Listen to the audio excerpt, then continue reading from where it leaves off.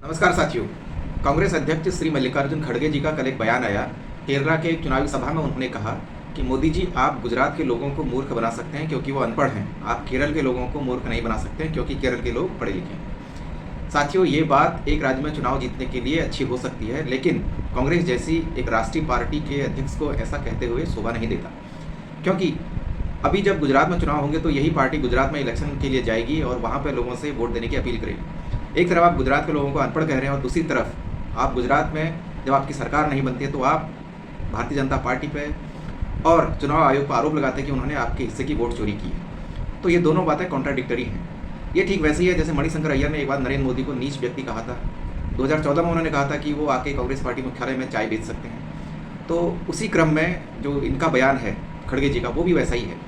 आपको याद होगा पिछले साल जब कुंभ मेला चल रहा था तो खड़गे जी ने यही कहा था कि कुंभ मेले से किसी को रोटी मिल रही है क्या।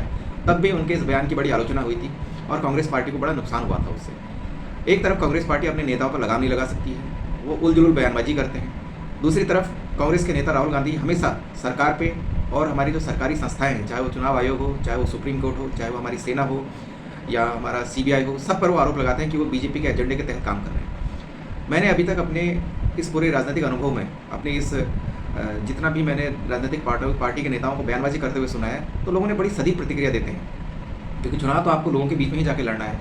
तो एक राज्य के लोगों को नीचा दिखा के दूसरे राज्य में चुनाव लड़ना, ये तो मूर्खतापूर्ण हरकत है।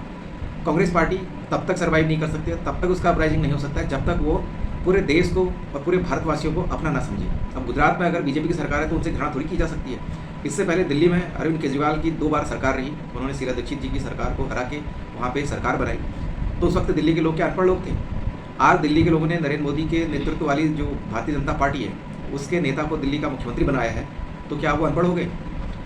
अगर हम पढ़ा लिखा और अनपढ़ होने की बात ही करें तो 1947 के बाद से तो देश का जो लिटरेसी रेट है, जो साक्षरता दर है, वो लगातार बढ़ा है। तो जैसे जैसे साक्षरता दर बढ़ी है पूरे देश में, वैसे वैसे कांग्रेस का तो ह्रास होता आया है।